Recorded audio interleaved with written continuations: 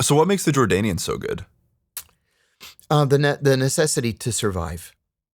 Fully 50% of the population of Jordan is Palestinian. They are Palestinian refugees and the descendants of refugees. And we know that because if you're Jordanian, your passport is green. And if you're Palestinian, your passport is black. And never the two shall meet. So in 1968, there was a Palestinian terrorist group called Black September. And their goal was to overthrow the Jordanian monarchy and make Jordan the new Palestine. They were fighting literally on the steps of the palace. That's how close they got. And the Jordanians were able to beat them back. And the Jordanians don't want any more trouble. And so they had to develop arguably the best or second best intelligence service in the Middle East just to protect themselves. We train them, Mossad trains them, the Saudis train them, and I mean, they're great, truly great. Yeah. Is there anything that stands out that they're really good at as far as like, are they really good at ops or analysis, or are they just well-rounded? Ops. They don't even so much care about the analysis. It's all about ops. You know, look at it this way. They've got all these factions, all these Palestinian factions, on top of having the PA, the Palestinian Authority, and Hamas with representatives there, and every other Palestinian group with representatives there. You know, the Quds Force and, you know, this one and that one and Islamic Jihad, and everybody's there. And they have to allow a simmer because everybody's going to be bitching about the Israelis. But they can't let that simmer turn into a boil that actually presents a threat to their own stability. So it's a constant balancing act. And the only way that you're able to pull off a balancing act like that is to infiltrate every one of these groups.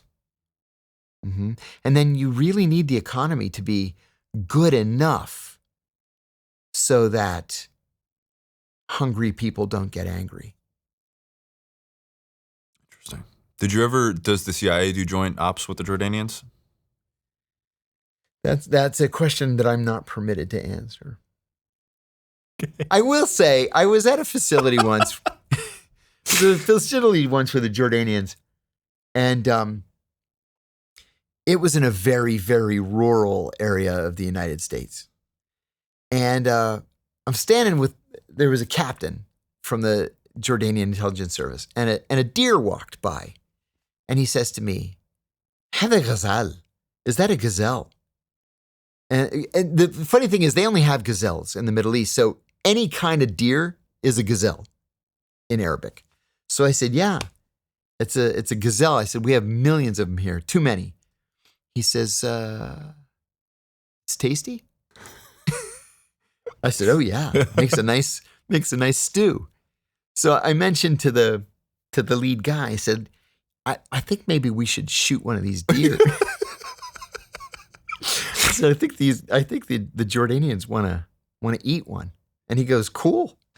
5 minutes later, you hear, and we had a pot. I mean, I'm not exaggerating when I say they made a pot of venison stew like this, and these guys ate until they practically burst. Oh my God, that's great. Like, I didn't think I was going to be skinning a deer today as part of work. Oh man. Was that you said that was in a rural part of the United States? Yeah. Was it near Virginia? No, it was out in the sticks. So one could assume that maybe some training operations were going on. One could make that assumption. You know what was so funny to me? We had a break. And it was part of it was classroom instruction. So we had a break. So I go into the men's room. A whole bunch of guys went to the men's room. It was all men. And it was the toilets, the urinals were these ones that flush themselves. So, you take a leak, you walk away, it flushes itself, you wash your hands. The Jordanians are standing there, they're all done. And they're like pressing the pipe and tapping the pipe, and then they're punching the pipe because they couldn't figure out how to flush it.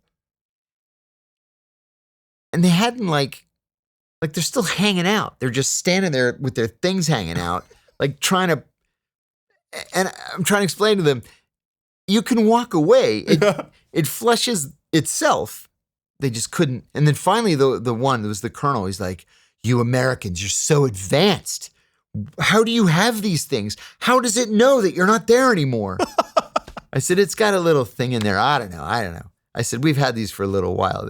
It just knows. It knows when you're all done. What's up, guys? Thank you so much for taking the time to watch the interview. If you got anything out of this video at all, please like the video, leave me a comment, tell me what you thought of the video, tell me who you'd like to see on the show. I really appreciate the support. It goes a long way on these platforms, as you guys know. Most importantly, I have some excellent interviews coming up in the future that I'm really, really excited about. So please subscribe to the channel so you don't miss any of them. But that's it. Thank you for your support. I really appreciate it, and hope to see you again soon.